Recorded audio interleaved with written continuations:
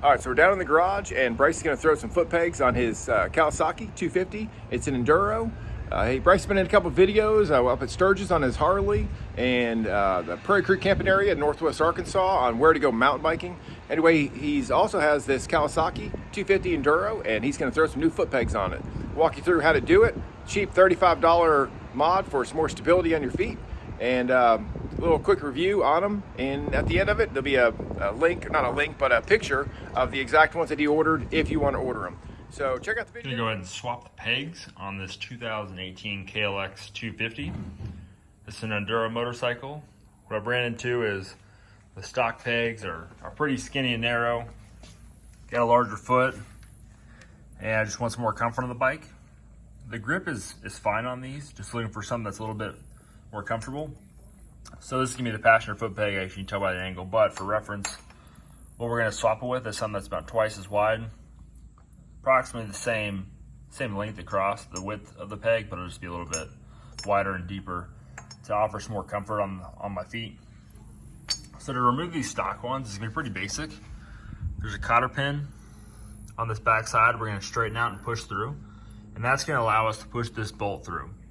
Once we do that, this spring and stock peg is gonna slide right out. So I'll get back with you guys once I get this cotter pin moved, and then show you how the bolt comes out and how the new pegs are gonna go on. Okay, about 2 minutes later. Mine was being difficult, so I resorted to the good old snips, cut it in multiple pieces.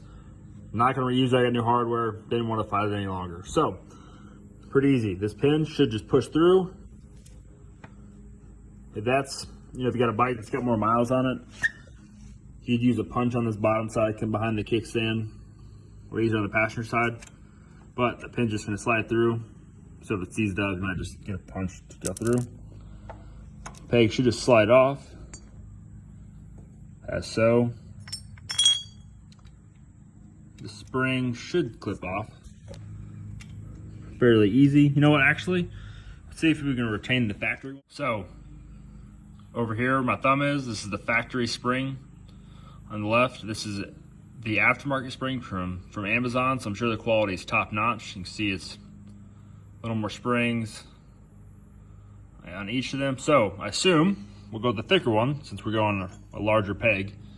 So with one-handed, let's clip this in, rotate it backwards, hold itself in there.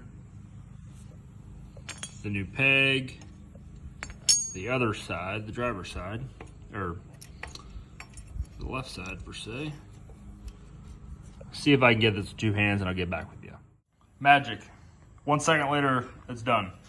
So, I'm not gonna say these are, factory fitment, as you see by my office hands.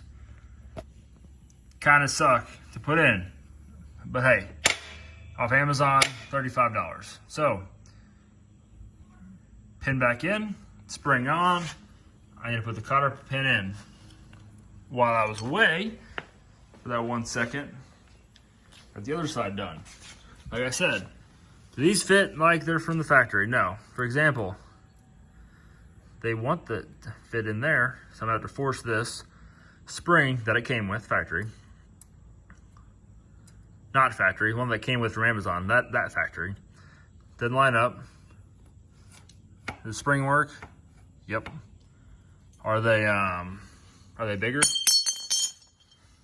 They are. It's worth the $35 upgrade. So, I'd rate that probably 10-minute install in total. Definitely better look. I will note one thing. So, they're comfortable, lots of grip. They're definitely bigger, but you'll notice the fit and finish of these isn't perfect.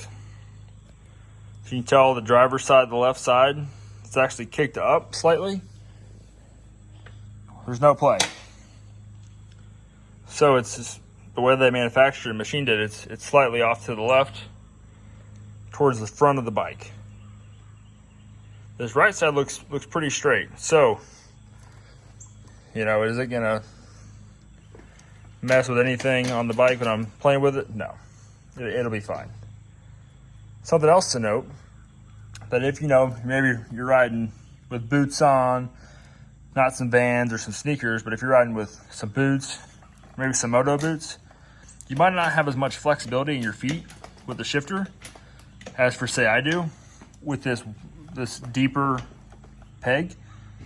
So before, you could really get your feet under here and slide in. So if you're wearing boots, it might mess with your shifting.